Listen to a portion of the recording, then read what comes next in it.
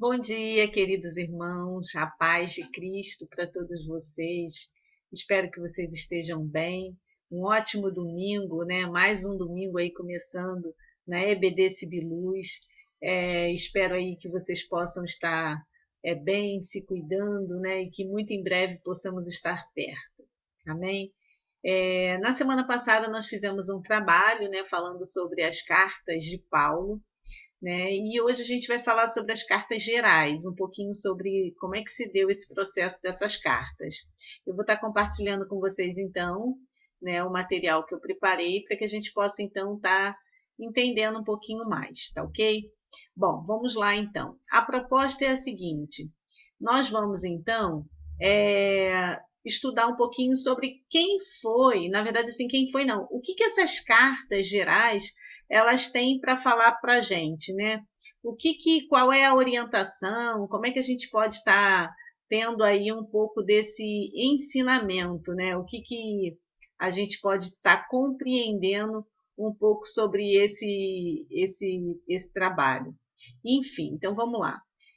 Primeira coisa que a gente precisa conversar é saber, né, ter entendimento de quem fez, né? Primeira coisa é a gente perceber o seguinte: a gente vai falar sobre quem foram, né, os autores das cartas, mas eu queria só lembrar vocês o seguinte: quando a gente fala de carta, o objetivo da carta é a gente estar escrevendo para alguém, né? E ele sempre tem um objetivo de ensinar alguma coisa, de falar, de contar alguma coisa para alguém. E primeira coisa que a gente vai falar são 8 cartas, né? É diferente das cartas de Paulo, porque as cartas de Paulo ele escrevia para alguém, como no caso de Timóteo, ou como a carta de Coríntios que ele escreveu para algum lugar, né? Para as pessoas daquele lugar, né? Então essas cartas gerais, elas são 8 cartas, né? E foram escritas, né? Para de uma certa forma para a sociedade de um modo geral, né? Para as pessoas daquela época, né? Do tempo logo depois de Jesus, né? Da vinda de Jesus. E assim, os autores eles têm um objetivo de ensinar ou de falar alguma coisa àquela população, né, de um modo geral, não é especificamente para alguma pessoa, né, ou para algum grupo geral. Na verdade, a gente pode dizer que essas cartas são ensinamentos para a gente para sempre. Na verdade, todas as cartas são, né? Só que o que vai acontecer? Elas não são específicas, né, para alguém ou para algum lugar. E daí a gente precisa entender o seguinte: é que nessas cartas elas são questões do cotidiano das pessoas, né? E essas cartas muitas vezes elas nos encorajam, né, na obediência à palavra de Deus, mostrando para que nós possamos ter cuidados, né, com falsos profetas e alguns ensinamentos. Nos ensinam também o que é fé, como ela mudou a vida de muitos servos de Deus. Né? Então, essas cartas vão ter essa característica. A primeira que a gente vai estudar é Tiago, né? E Tiago, ele vai fazer uma fala, né?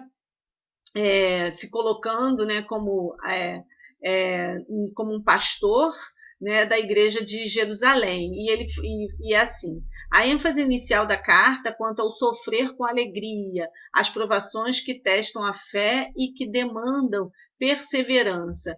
Olha que interessante, né? Quando ele fala sofrer com alegria. Ninguém gosta de sofrer, né, gente? Todo mundo gosta, né, de ver a gente estar sempre bem. Só que, na verdade, a gente sabe, né? Tem até o texto que fala: no mundo tereis aflições, mas tem de bom ânimo, pois eu venci o mundo. O que quer dizer isso, né? Quer dizer o seguinte, que, na verdade, nós vamos passar por tribulações, nós vamos passar por dificuldades, mas essa alegria que Tiago fala é esse ânimo, é esse desejo de passar por aquele momento de dificuldade, mas saber que lá na frente, né, nós vamos ter a recompensa, né, que é a coroa, né? E aí, assim, esse momento realmente é um momento difícil que a gente passa, um momento de tribulação, mas ter bom ânimo não significa que a gente tem que estar rindo, que tem que estar dando gargalhada, não é isso. Bom ânimo é saber que a gente está passando pela aprovação, mas que a gente tem a vitória em Cristo. É saber que a gente está passando por aquele momento, mas Cristo está conosco. E é esse desejo, é esse sentimento, né, que é o bom ânimo. É isso que traz para a gente uma paz interior e algo que, mesmo passando por tanta dificuldade, mas você vai ter um bom ânimo, é isso, não vai ficar se sentindo mal, aquela coisa de tristeza profunda. Não, a gente às vezes até está triste, sim, mas bom ânimo é isso, né? Saber que nós vamos passar por aquele momento. Então, naquele momento está difícil, mas aquilo vai ficar para trás. Né? Tiago, né, escreve se colocando como Tiago foi meio irmão de Jesus, né, meio irmão aí porque ele era filho de Maria, né, e ele escreve essas cartas tentando encorajar os crentes, né, os judeus daquela época, né, que enfrentavam tribulações, e a gente tem que trazer isso também para os nossos dias, que em todos os momentos que a gente passar por dificuldades, que nós precisamos, então, ter bom ânimo, né? Saber que nós vamos passar pelo momento e que a gente vai superar essa dificuldade. Amém? Bom, o outro que escreve as cartas também é Pedro. Né? Pedro vai escrever a primeira e a segunda epístola. E, assim, essas cartas, né, Pedro vai escrever dizendo assim... Pedro escreveu esta epístola de alegre esperança, a fim de levar o crente a ver a perspectiva divina e eterna da vida terrestre e prover orientação prática aos cristãos que se encontravam sob o fogo do sofrimento entre os pagãos. Pedro começa lembrando que sua fé e amor nesta vida estarão sujeitos a provas e purificações, que isto resultará em louvor, glória e honra na vinda do Senhor. Né? O que quer dizer isso? Né? Pedro está colocando também um pouco aquilo que Tiago colocou. Né? Ele também vai falar o seguinte, é uma epístola de alegre esperança, a fim de levar o crente a ver a perspectiva divina. Assim, o que ele está dizendo? Aqui no mundo nós vamos ter problemas, mas que a gente tenha a visão de que lá na frente, né, que o nosso alvo é Jesus. Então, que nós tenhamos essa perspectiva, que a gente não fique somente querendo as coisas desse mundo. É claro que a gente vive no mundo e que a gente precisa estar também sendo feliz e tendo coisas também que no mundo são necessárias, como, por exemplo, uma casa, uma alimentação, uma vida digna, respeito. Então, é claro que a gente precisa disso sim, né? Nós precisamos viver em harmonia, precisamos ter amigos, precisamos fazer, né, o nosso trabalho da melhor maneira possível, na escola, no trabalho, seja lá onde quer que seja. Mas é importante que a gente perceba que tudo isso aqui é passageiro, né? E que lá na frente é que nós vamos ter essa recompensa, né? Que é a vida eterna, né? Estar com Jesus. E eu penso assim que esse sentimento, né, que Pedro coloca dessa esperança, mesmo a gente passando por momentos difíceis aqui, quando a gente tem essa esperança no nosso coração e a gente crê em Jesus, a gente crê nesse amor, né, que Cristo é amor ao próximo, Cristo é amor às pessoas. Então, assim, quando a gente pensa nesse sentido, né, a vida fica mais leve, né? A gente passa pelos problemas aqui, mas de uma forma mais leve, porque a gente sabe que a gente tem o Espírito Santo, né, que é o Consolador, que é aquele que está do nosso lado. Né? Então, isso é muito importante na nossa vida, né, que nós possamos ter essa crença, né, esse crer em Jesus dessa maneira, como Pedro está nos ensinando. Bom, depois o outro que também escreve é João. Né? E João, então, vai escrever 3 cartas, né? Primeira, segunda e terceira, né? Carta a João, e ele vai escrever também, né, cartas falando também à população daquela época. Mas João traz uma questão, né, um pouquinho diferente, né? Porque João vai chamar a atenção, né, para os falsos profetas, né, que são chamados os anticristos, né? E ele vai ensinar o povo a se apartar dessas situações, né? Então precisamos sempre ter uma vida de retidão, uma vida segura na palavra de Deus, ter cuidado com as falsas doutrinas, né? Com o nosso comportamento ético, moral. Então João já vai chamar a atenção para essa questão. Né? E aí ele fala assim, o propósito de João ao escrever foi expor e rebater os erros doutrinários e éticos dos falsos mestres e exortar seus filhos na fé a manter uma vida de santa comunhão com Deus, na verdade e na justiça, cheio de alegria e de certeza na vida eterna, mediante a fé, obediente em Jesus, o Filho de Deus, e pela habitação interior do Espírito Santo. Então, João está dizendo o seguinte: primeira coisa é, toma cuidado porque existem falsos cristãos, existem falsos profetas, e nós precisamos ter cuidado com isso. Gente, hoje o mundo está cheio disso. Nós estamos aí cheio de pessoas que falam coisas que não estão escritas na Bíblia, pessoas que falam por si mesmas, pessoas que falam, e muita gente segue, né? Muita gente segue a tal de algumas situações que a pessoa coloca nos objetos e em coisas a fé que deveria estar dentro dela, a fé que precisa ser em Cristo e não numa água, não num objeto especificamente, né? Nós precisamos ter esse amor dentro de nós, essa fé dentro de nós, essa crença, essa esperança sempre em Cristo, porque é Cristo que vai nos salvar, é Cristo que nos dá a orientação, é Cristo que traz esse sentimento de esperança, né? Acreditar nele, não é no objeto. Né? Então, e aí, hoje a gente tem aí diversos mecanismos na televisão, tem algumas igrejas que a gente precisa ter cuidado, né? Porque existem falsos profetas, pessoas que falam coisas que não estão escritas na Bíblia. Por isso que é tão importante a gente conhecer a palavra de Deus, porque é na palavra que a gente testifica, né? A gente comprova, olha, aqui está escrito isso. Né? É claro que muitas coisas a gente tem que colocar essa palavra e ter entendimento dela, né? E colocar para os nossos dias. Bom, isso aqui está escrito assim, agora como que eu compreendo isso nesse dia de hoje? Né? Então, assim, João está alertando o povo para isso, para ter cuidado. Bom, depois nós vamos ter Judas, né? Esse Judas não é o traidor, né? Esse Judas também é meio irmão de Cristo. E ele se coloca como irmão de Tiago, porque Tiago vai ter uma importância, né, depois da morte de Jesus, como um presbítero, né? Aquele que anuncia a palavra. Então Judas se coloca aqui como irmão de Tiago para ninguém duvidar, né, que ele ou achar que ele é o irmão, ele é o traidor, né? Na verdade, ele também é meio irmão de Cristo. E ele vai trazer, né, algumas questões de advertir os crentes sobre a grave ameaça também dos falsos mestres e a sua influência destruidora nas igrejas para energicamente conclamar todos os verdadeiros crentes e resolutamente batalhar pela fé que uma vez foi dada aos santos. Gente, novamente, outra pessoa também colocando o quanto que é importante a gente distinguir, né, separar quem é falso profeta de quem não é falso profeta. E a gente só consegue compreender se a gente estudar a palavra, se a gente ler, se a gente pesquisar, porque senão a gente faz uma confusão danada e a gente começa a acreditar em falsos profetas, em pessoas que não trazem para a gente coisas que vão ser edificantes para a nossa vida. Nós precisamos ter uma vida pautada no Evangelho, uma vida que segue aquilo que Jesus Cristo nos ensinou,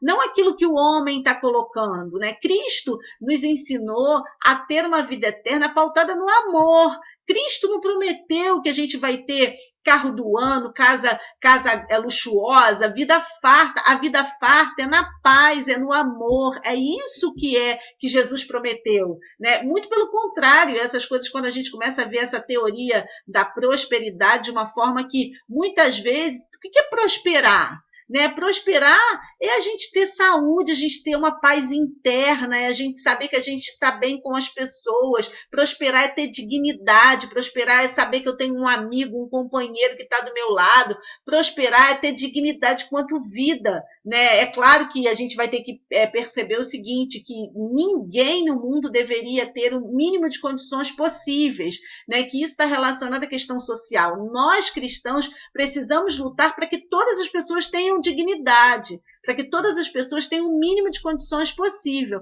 mas não significa que Cristo está colocando para a gente que todos nós vamos ter fartura no sentido de luxuosidade, fartura dentro das nossas possibilidades e fartura dentro do amor, né? Fartura na harmonia, fartura dentro da unidade entre as pessoas. Isso que é fartura, né? De saúde, né? Então é isso que Cristo promete para nós, né? Então viver na graça, né? Viver pela graça, viver pela palavra de Cristo, viver no amor, na esperança, essa é a fartura que Cristo nos promete, né? Então é muito importante a gente não esquecer disso e tomar cuidado com os falsos profetas, porque senão a gente acaba se atropelando e acreditando em coisas que não trazem, né,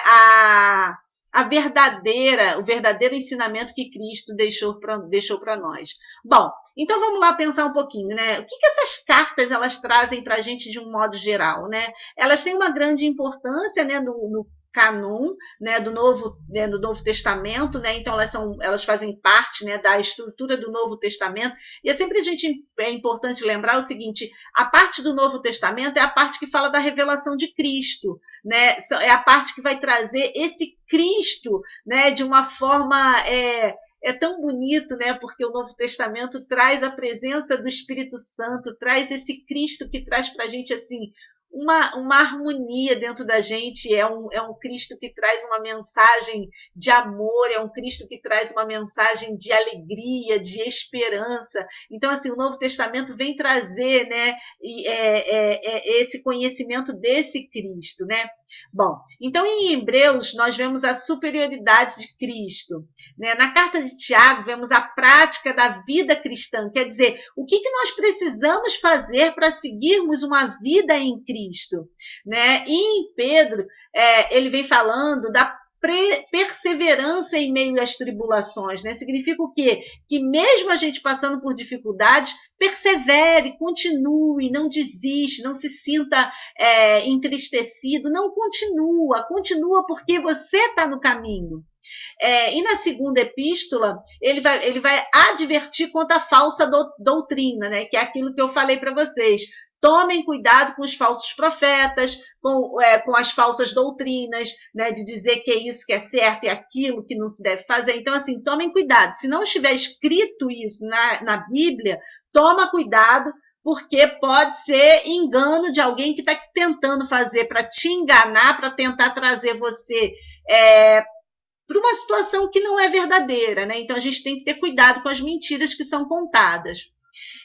Já João descreve em sua primeira carta a segurança do cristão. Quer dizer o que seguinte, gente, nós precisamos ter segurança em Cristo. Se nós somos lavados e redimidos pelo sangue de Cristo, é nesse Cristo que nós precisamos ter segurança. A gente não tem que ter segurança no homem, a gente não tem que ter segurança num amigo, a gente tem que ter segurança em Cristo, porque é Ele que realmente é o nosso melhor amigo, é Ele que é aquele que realmente nos ampara, que nos acolhe. É claro que aqui no mundo também nós precisamos ter amigos, precisamos ter pessoas próximas, né? Mas confiar, já dizia, né? Tem um texto que fala sobre isso. Maldito é o homem que confia no outro homem. Porque confiar mesmo somente em Cristo, porque é Ele mesmo que é o nosso Salvador, é Ele mesmo que nós precisamos ter a certeza, né? Que Ele nos acolhe, nos consola, é Ele que nos ampara, enfim. E na segunda e na terceira, ele fala da obediência e da verdade. Olha, gente, o que é obedecer? É seguir o caminho. Olha, Cristo falou isso. Então, segue o caminho, continua. E verdade. As mentiras, né, elas são, já dizia, né, quem mente, né, segue o outro caminho, né? O maior mentiroso, quem é o pai da mentira, né? Então a gente precisa escolher se a gente vai caminhar no caminho da verdade com Cristo ou no caminho da mentira com o pai da mentira, né? Então a gente precisa ter esse discernimento para a gente poder fazer as nossas escolhas. É claro que algumas vezes a gente sente, muitas vezes assim, a gente às vezes não sente a necessidade, né? Mas muitas vezes para a gente tentar ludibriar, para a gente tentar conquistar alguma coisa, às vezes vem até aquela questão assim na nossa cabeça: ai, vou falar isso, vou usar isso, vou mentir, vou contar só essa historinha aqui. Por quê? Porque muitas vezes o diabo vem assopra no nosso ouvido, tentando falar para a gente alguma coisa para a gente poder fugir do caminho correto. Então a gente tem que estar sempre com os nossos ouvidos e abertos para o Espírito Santo, porque o Espírito Santo, na hora que o diabo vem e fala, o Espírito Santo também sopra no outro ouvido falando assim, cuidado. Cuidado, porque você está indo por um caminho errado. Então, na hora de fazer a escolha, a gente tem que saber qual é a escolha correta, né? Então, assim, tomar cuidado, porque é assim que acontece. De um lado vem o diabo e assopra, mas do outro a gente tem o Espírito Santo que está dizendo para a gente assim, olha, cuidado, porque esse caminho é errado. E a escolha é nossa. Qual o caminho que nós vamos seguir? Então, João está descrevendo sobre isso. E a última epístola, ela fala, Judas, né? Fala da apostasia, dos falsos mestres, né? Novamente, mais um autor falando sobre o quanto que nós precisamos ter cuidado com os falsos mestres, falsos profetas, pessoas que começam a dizer coisas que não são verdadeiras e que não estão escritas na Bíblia. Às vezes falando para a gente fazer coisa que não são corretamente, né? Tipo, usa isso, veste isso, bebe isso, que isso vai te santificar, isso vai te purificar, isso vai te trazer salvação, ou isso vai melhorar a tua vida. Essas coisas que a gente precisa ter cuidado, né? Então, assim, cuidado. A única coisa que a gente precisa ter certeza é a palavra de Deus. A palavra de Deus, ela é a que nos dá direcionamento. Então, irmão, segue a palavra. Segue a palavra porque você vai saber o caminho correto para a tua vida e lá você vai ter todos os aconselhamentos necessários. Amém?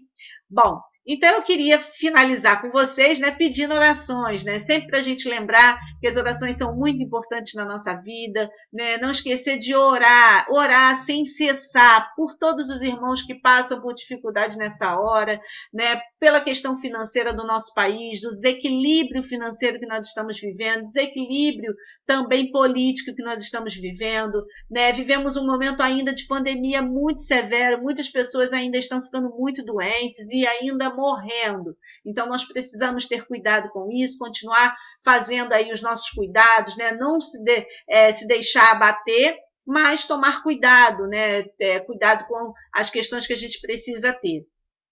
E a gente precisa continuar, né? Continuar na perseverança, continuar no caminho, não esquecer que Cristo é aquele que está conosco, né? E aí, assim, ter sempre essa certeza, né? Que por mais que a gente esteja passando por esse momento de tribulação, momentos de dificuldades financeiras, dificuldades porque às vezes a gente está fazendo trabalhos que às vezes está redobrado, né? Então, assim, ter cuidado com isso. Então, a oração é o melhor remédio, né? Quando a gente estiver aí numa situação de tribulação, numa situação de tristeza muito grande, ore.